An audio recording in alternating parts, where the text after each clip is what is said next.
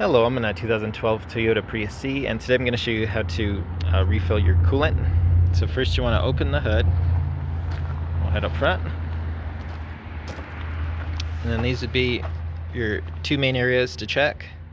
Obviously also double check all your hoses, make sure there's no leaks for coolant that need tightened up or hoses replaced. You could also check underneath the vehicle for any puddling, under the radiator especially. Make sure there's no leaks.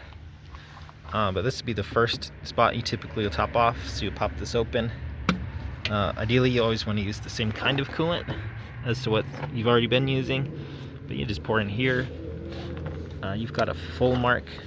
If you can see it, there's a full mark down there, so you don't need to fill this all the way.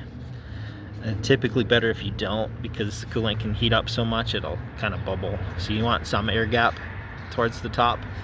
But kind of right there you should see on your vehicle a full line, so you want it at least pretty close to that. And then there's a low line. I don't know if I'm able to show it with this video, but below that full line there's a low line, so you want it in there. Depending on your coolant, you make sure it's got some diluted to it, so a little bit of water. That 50/50s the types I use. Typically want to match the color as well, so you have the same style of coolant. You can check your owner's manuals for any suggested. But once this is good, you don't want your car to be hot when you do this, but you can also check under this cap. But you'll just push down with a little pressure and turn this way. It'll turn maybe like a half until it's loose, and then it should pull right up, and then you'll see coolant inside of here. So you can top off a little bit in here if needed to, if it's that dry.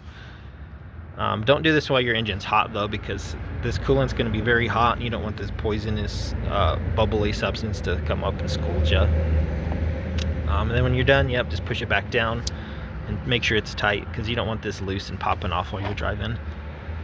But I hope this is helpful, and hope you have a wonderful day.